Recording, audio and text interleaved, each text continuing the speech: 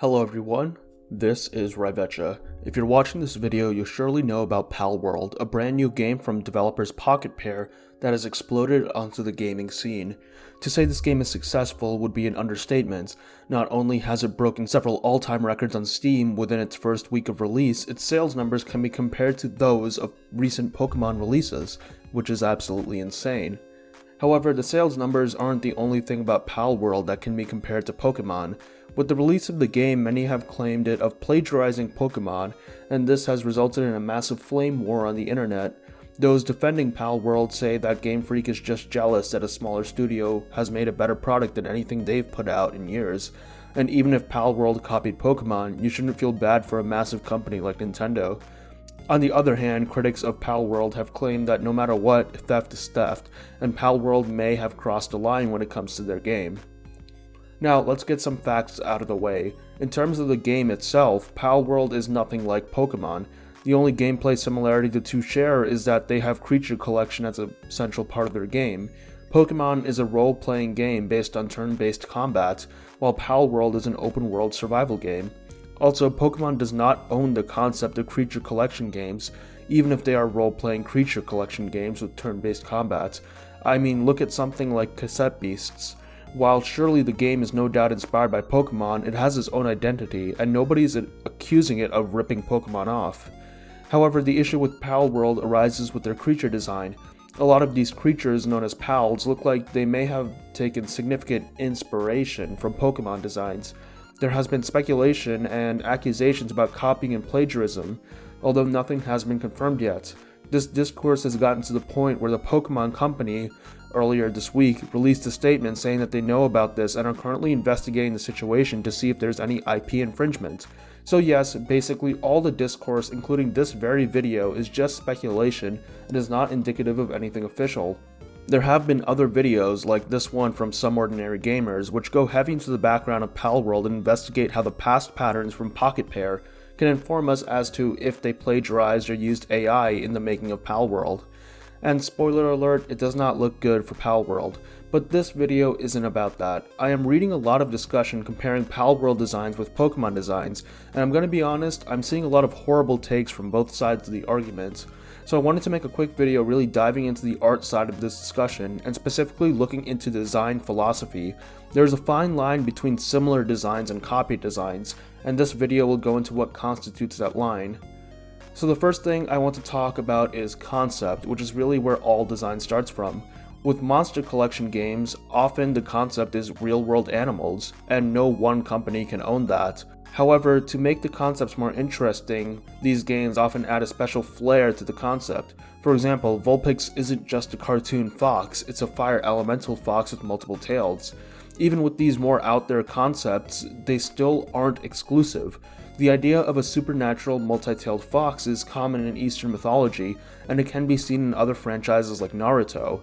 So if there was another game that made another supernatural nine-tailed fox, it still wouldn't be ripping off Pokemon. However, Pokemon doesn't just lift designs from other places, they make their own unique design based on that same concept, and we see this happen quite a bit. For example, in regards to the recent discussion, many people have been circulating this image, comparing Dragon Quest designs to Pokemon designs, claiming that even Pokemon copied designs from other games. For context, these Dragon Quest designs were created before Pokemon, and looking at it, we see that yes, these Pokemon share a lot of concepts with Dragon Quest designs. However, they aren't rip-offs. This is because Pokemon clearly has their own design philosophy when it comes to designing these creatures. Dragon Quest roster has a more detailed and fantastical look to their designs. They seem more inspired by traditional art of fictional creatures, whether it be from ancient wood carvings or a D&D art book. On the other hand, Pokemon has a much more simpler design approach to their monsters, focusing more on shape and silhouette than intricacy. The devil isn't in the details, but rather the outlines. This was due to the original limitations of the Game Boy. You couldn't really show that amount of detail or color in the sprites of the Game Boy, so the artist had to focus more on easily recognizable shapes and features. As the years passed and hardware improved, the design philosophy did also evolve and become more detailed, but there is still a heavy focus on shape and iconic silhouettes. That is what makes Pokemon look different from other monster designs. Also, another unique aspect of Pokemon's design is that they always maintain a balance between cute, goofy, and cool in their designs. Usually, if a Pokemon leans too much in one direction, they specifically remove a feature of their design or add one to make it a balance. This is because Pokemon aren't just supposed to be monsters, they're supposed to be believable as your friendly pets as well. We can see this philosophy through several designs. For example, look at Charizard. It isn't just a typical fire-breathing dragon like we see in many other places. While it has the cool aspects of a dragon, it's also got a bottom-heavy design with its fat belly. There's not a lot of sharp angles present, it's much more rounded than you'd initially expect. It's also very short and stout at only 5 feet 7 inches, which is not the height you'd expect a dragon to be. Its hands and legs are also quite stubby. It has a lot of design elements to convey a more friendly side to itself. Compare this to the Great Dragon from Dragon Quest. It's a lot meaner looking and it looks more like a traditional dragon, with intimidating proportions and a lot more spikes. Out of the two, Charizard is definitely friendlier looking, which fits with the tone Game Freak is trying to set. So despite the fact that both are based off of typical European dragons, Pokemon did add their own flair to the concept and didn't just take Dragon Quest design and say, oh yeah, well they're both dragons, how different can they be? This design philosophy has been consistent throughout the generations. Look at Giratina for example. Despite being the closest thing Pokemon has to the devil, it still has goofy elements to it, like its smile and its stubby legs. Deviations from this philosophy are rare, and sometimes they're even intentional to show that this specific Pokemon is very alien and unnatural, such as Eternatus. So what did I explain this for? Well, I wanted to show that even if concepts are shared between designs, the executions are really what matters. Except if the concepts are way too similar, but we'll talk about that later. But Pokemon has its own unique design philosophy that makes it Pokemon as compared to other monster collecting franchises, which is why I'm a bit annoyed whenever I see people claim that designs are copied over from Pokemon to Palworld simply for having similar concepts. For all my examples in this video, I'll be using this thread from Twitter user Cecilia Faye. She compiled a list of what she deems are examples of Palworld copying from Pokemon. She, by her own admission, stretched for a good number of them, and some are definitely more blatant copies than others. For now, let's look at examples of similar concepts done differently. Here we see Xerneas, and a pal that looks like a powerful magic deer. Despite having the same concept, they are completely different. The idea of a nature deer god is not uncommon, and the Palworld design is a unique take on the concept. It's got a unique color scheme, shaggier fur, and the horns seem to be this one crystal formation. Art style wise, it also stands on its own, looking more realistic than Pokemon Xerneas. I can confidently say that this isn't a copy.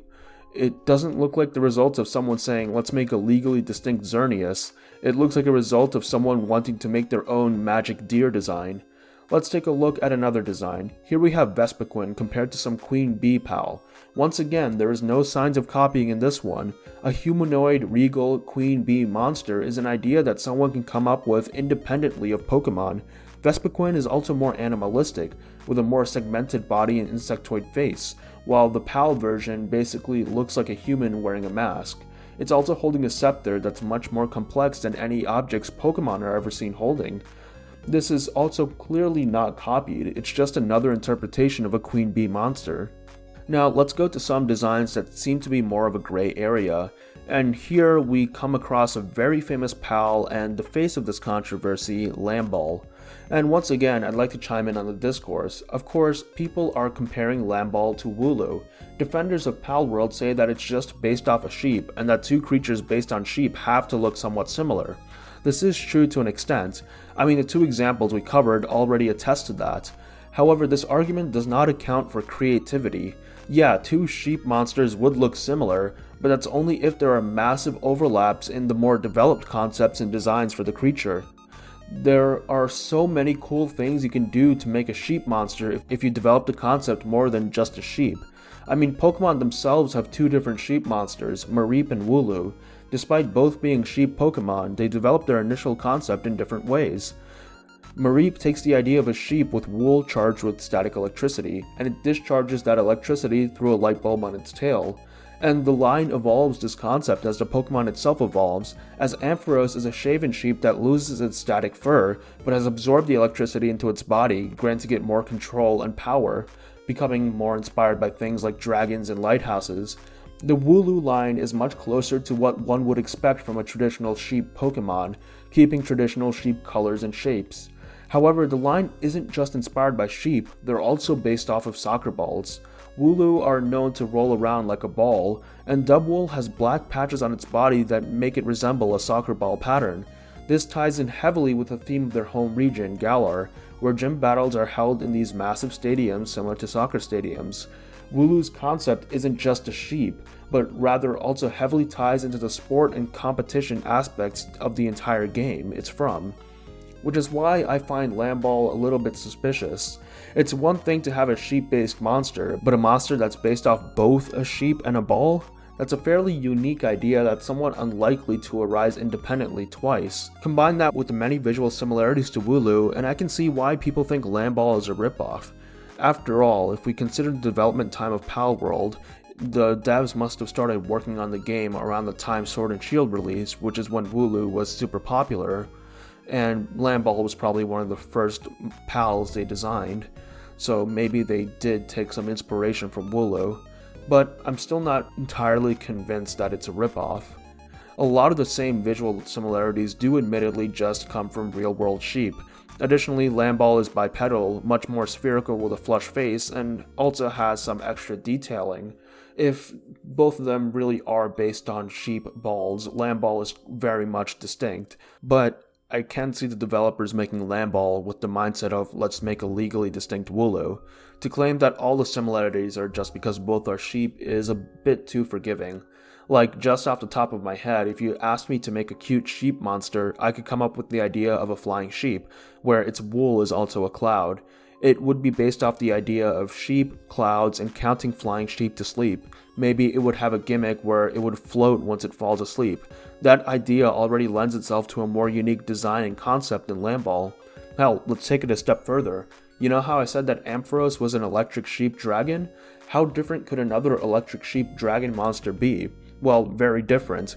The artist Dio Art posted one on the r/Fakeamon subreddit. However, this version of the concept adds something to make it unique. Here it plays on the wolf in sheep's clothing saying, being more of a dragon in sheep's clothing. The wool also doubles as clouds. As the Pokemon evolves, the wool goes from a light color, like a cloud on a sunny day, to a dark thundercloud. Additionally, the art style and design philosophy is different from Pokemon, with it looking a lot edgier, cooler, and more detailed than something Pokemon would put out. So here we have a fan artist making an electric sheep dragon, an extremely specific concept that Pokemon has already done, yet the final result is completely different from Pokemon's Ampharos. Let's look at another example of Fakeamon done distinctly. This art made by Expert Discount 3311 was also posted on the Fakeamon subreddit. Here he reimagines the evolutions but in his style. Despite the fact that these are literally just supposed to be Eevee and its original 3 evolutions, they look completely different.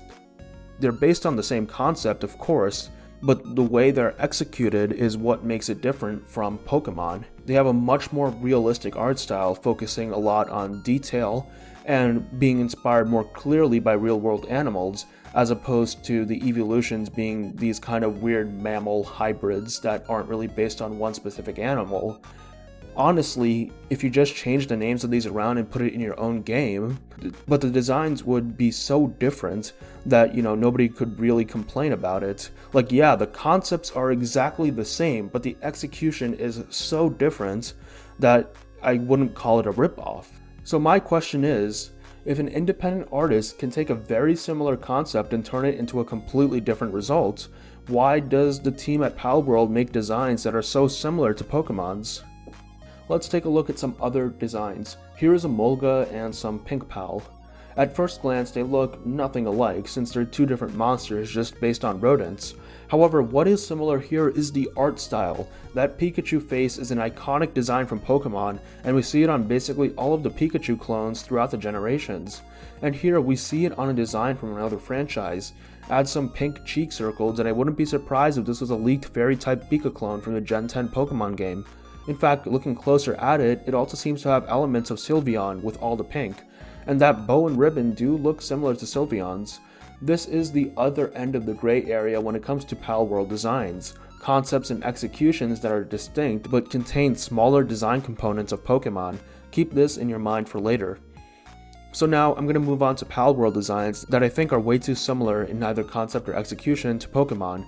First, here is Cinderace compared to a grass element pal, and this is pretty bad. This thing is basically just a color swapped Cinderace, the same exact proportions, similar crests on their head, and they're literally both wearing shorts. And if you look closely, you can see that the design on top of the shorts is the exact same as the design on top of Cinderace's shorts, just color swapped. They just added a collar, Leafeon's ears, and called it a day. This is an example of an inexcusable copy.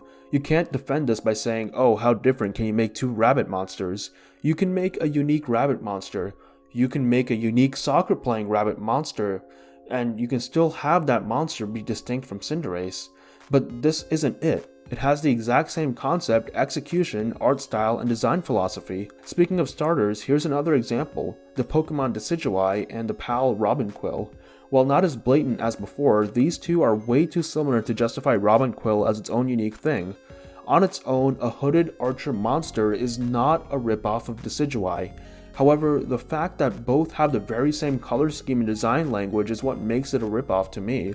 Yes, it's distinct enough, but I'd find it hard to believe that the people who made Robinquill were not basing it off Decidueye. Here is another design that I find quite suspicious. It's a PAL that seems to be based off the Pokemon Salazzle.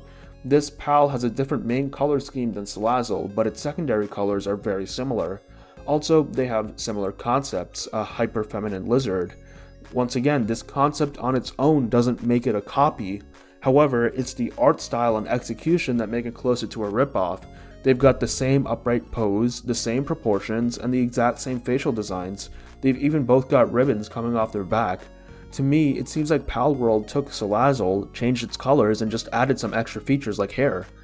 And now we get to the final comparison, the one between assets of Pokemon and assets of Palworld. There has been a debate on whether or not the models of Palworld reused those of Pokemon, and I am not sure myself. However, I will point at some evidence to this potentially being the case. A Twitter user called Eric Covington put some Palworld models and Pokemon models in a software to compare them, and found that some had literally the exact same proportions. Now there are two examples I'll show, Lycanroc and Luxray. There's a wolf PAL that basically looks the same as Lycanroc, down to the exact proportions and all.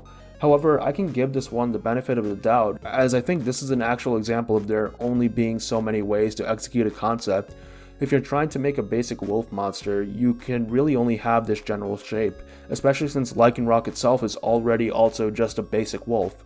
However, the Luxray one is very egregious. It's called Boltmane, and it's not in the final game despite being shown off in trailers and stuff.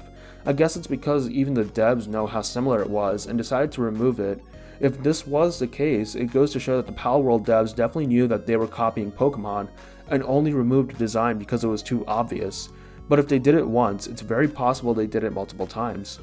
So of course, these are the most egregious examples of potential asset theft. However, there could be others that are more subtle. There seem to be cases where Palworld's models may have used assets from Pokemon models, not for the whole thing, but for part of the model. For example, Twitter user LuckyHD compared part of the model of the PAL Azurobe and the hair of Primarina.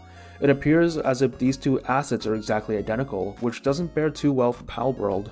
With this in mind, when looking at other PALs, we can start to see other potential reused assets. For example, this PAL seems to use the same face assets as Galarian Meowth. This PAL seems to reuse Meganium's neck and head shape and eye texture. I mean, over here, it's even more egregious to me because it's very obvious that this PAL is also using Pokemon's design style. Those eyes and mouth shape are really something you only see on Pokemon and not really any other monster designs. This other PAL, despite having a clear design and concept difference from Esper, does seem to have the same color scheme and the exact same eye texture as Esper. Now, there is much more discussion regarding Palworld designs, but I'm not here to cover that. What I wanted to do with this video is clarify the discussion going around about this situation, specifically in regards to the art. No, a PAL being based off the same concept as a Pokemon is not copying. However, there will be suspicion raised if designs not only share the same concept, but are also executed similarly. The argument that there are only so many ways to execute a design concept as basic as an animal is just promoting uncreative mindsets.